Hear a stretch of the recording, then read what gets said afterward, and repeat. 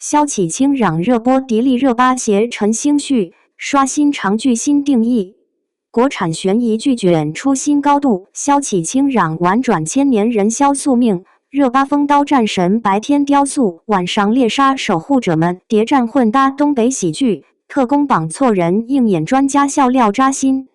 是奇幻设定炸裂带感，还是剧情逻辑未亡？观众直呼悬疑别悬着，整活要实在。你信不信？现在国产悬疑剧市场卷到什么地步？奇幻神怪跟历史谍战齐飞，雕塑家变身风刀战神，连地下吃人精怪都凑热闹了。再看一眼昨天刚上线的《守护者们》，1939年的上海滩，特工跟江湖小演员一出双簧，谍战里自带尴尬喜剧，光是盲人专家见红烧肉就够让东北大婶乐得直呼整这出老带劲。双引号。可这些剧的看点，真像短视频评论底下喊的那样国产悬疑一骑绝尘，还是说槽点比亮点还多？今天咱就不卖关子，撕开这两部热剧的面皮，奔着真相可劲聊聊，到底是萧启清嚷式的爽然大场面让人叫好，还是守护者们把谍战变成正宗生活小品，各显神通，又各有无奈？走，一起看，别眨眼。你说现在的国产悬疑剧是真把观众当显微镜使唤，啥都想给你拍出来？萧启清嚷顶着奇幻悬疑的帽子，热巴一人两面，白天雕塑家，晚上南山猎人，手里的刀说锋就锋，说温婉就温婉。东北话讲，这姑娘是活明白了，白天温柔能劝退四大天王，晚上拿刀能给的削个满脑门。的削这设定，地下神秘怪物伪装成人形，吃人脊髓，追溯到秦始皇和徐福时期，听着就像小时候讲的扎纸人半夜下床吃人，一股子怪力乱神。跟风的剧扎堆，但这部还真敢打家族恩怨，千年宿命，打包扔给主角一肩挑。陈星旭饰演的严拓，自幼豪门变破落户，干脆混进的萧窝里玩起深沉，一副不装酷我就的喘不过气的劲头，复仇现代劲里还带点儿东方神秘感，妥妥的狼窝里养出的复仇小狼狗。再瞅守护者们，一边捧着悬疑，一边整喜剧，谍战小分队弄成江湖拉郎配，特工雇养山绑错人，一个玩世不恭的丁仪硬着头皮装专家，关键时刻靠教授怕光糊弄过去。求你品品这段操作，悬疑要紧，笑点扎心，东北馆子里的说法像炖的猪蹄，紧实里还带点儿活络。就这两部剧，一个规定动作奇幻和历史悬疑全家桶，谁都不甘心走寻常路。导演田立靠和神系列攒够经验，这次萧启清嚷直接开历史外挂，秦始皇、徐福、千年追捕、缠头军、刀家、猎人各路人马轮流上线。你别不信，咱们国产奇幻剧就喜欢上来开创世神话加现代都市双合挂，就像东北菜锅里一把辣椒加10斤大骨头，为众管饱。再说演员层面，热巴挑梁颜值演技都在线，自带风刀属性，温柔里藏着狠劲儿，怎么看都比傻白甜悬疑剧女主多点真性情。陈星旭的严拓不再是纸片人，反而像深夜烧烤摊上的老板娘，外表随性实际一肚子心事。而张丽的林喜柔，田小杰的蒋百川，把反派做得细腻入微，一如东北大爷打麻将，表面云淡风轻，牌里暗藏杀机。落脚现实，观众能不能买账？街头小饭馆里的声音最有代表性，剧情烧脑不烧钱就好，好演员也得走心，别给我整那花里胡哨的特效。悬疑剧频出，好评满天飞，背后还是一堆吐槽福利，讨论区热闹的像菜市场早高峰。守护者们为了与众不同，把抗战谍战套上喜剧壳儿，硬是给紧张的气氛添了几把火。顾养山和丁一的组合，既有真假专家的乱入笑料，也有地下组织的刀光剑影。普通人看剧，谁不希望主角别出纰漏，反派别太无脑？但偏偏守护者们的尬演尬笑让观众一边摇头，一边还能忍不住追下一集，这就是有头有脸的剧才有的魅力。咱们的说句大实话，悬疑剧市场那么大，好剧还是有点稀缺。萧启清嚷第一波的经验过后，不少观众开始犯嘀咕，这的萧设定听着挺唬人，真拍出来却有点莫名其妙。地下空间的黑白剑不像阴森地狱，更像洗脚城后厨。人萧共生的终极阴谋怎么千年未解？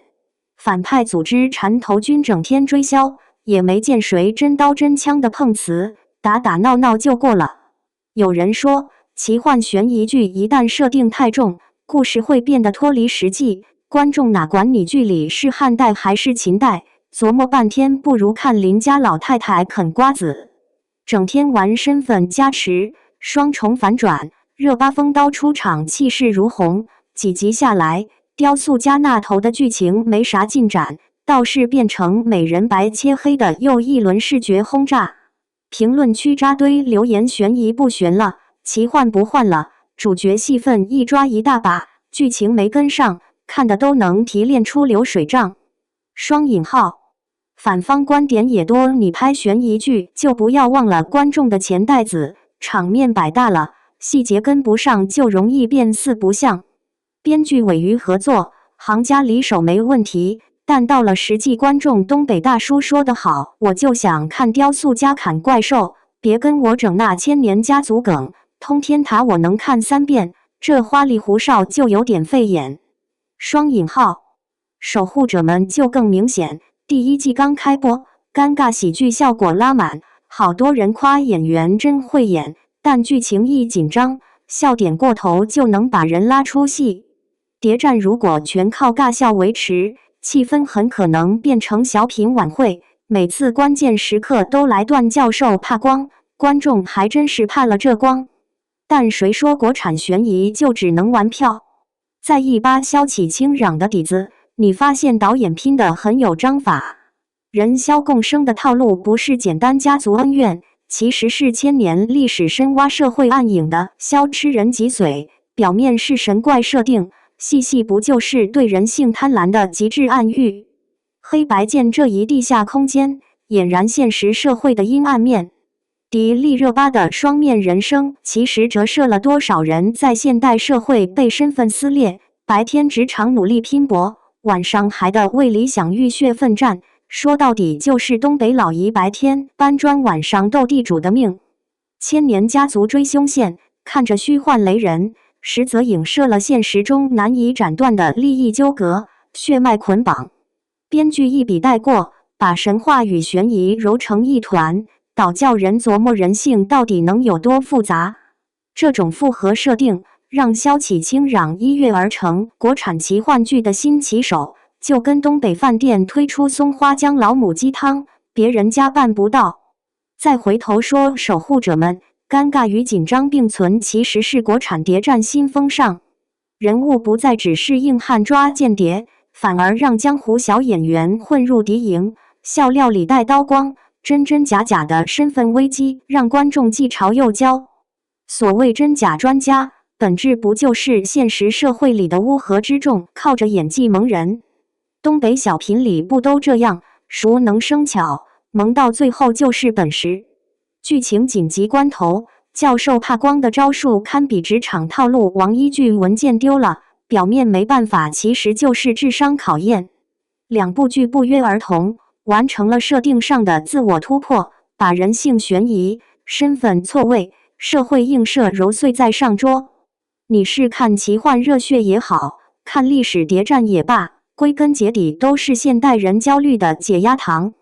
说到这里，扯点深层的，无论是奇幻大场面还是尴尬谍战，国产剧有一个毛病还得提花式，设定容易骗眼球，剧情逻辑就常常掉链子。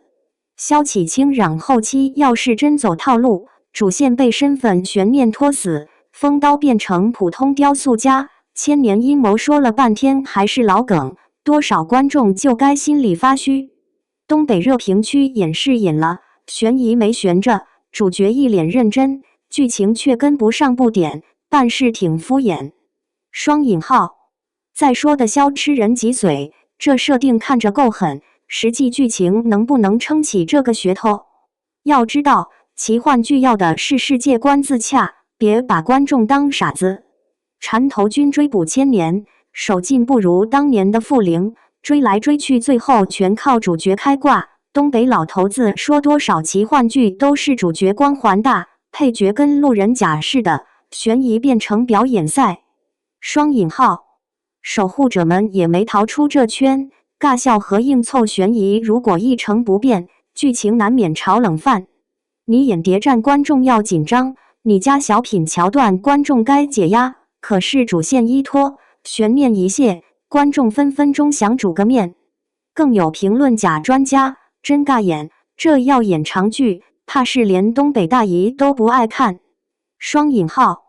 这种分歧不断加深，和解无望。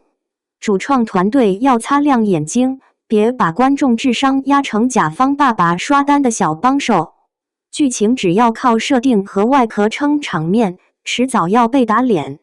整了半天，萧启清壤和守护者们其实都尝了一个国产剧的心病，要么大惊小怪，要么一惊一乏。奇幻设定很带劲，可剧情一软，跟咸菜疙瘩一样，嚼着带味但没营养。谍战紧张往往需要笑点陪跑，可一旦小品变成主菜，观众准的喝白开水解腻。比如让我夸萧启清壤，那就是家庭锅里加个仨辣椒，香归香，一不小心连人带碗都能呛哭。夸守护者们就得看演员是真会闹腾，剧情再墨迹都能让大爷大婶凑过来看热闹。但真要整点高级的，主线别拖，角色别悬，设定再炸天也得好好干。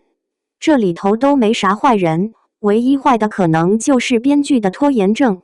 希望下回拍悬疑，别光想吓唬观众，偶尔真能让人心里一紧，脑子一亮。东北话说演得好，码得明白，不吹不黑，才叫美滋滋。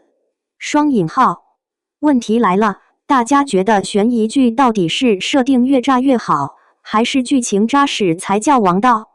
萧启清壤玩神秘的萧一出到底算新鲜，还是炒冷饭？守护者们将谍战变成喜剧小品，观众是真的进还是抽抽搭搭？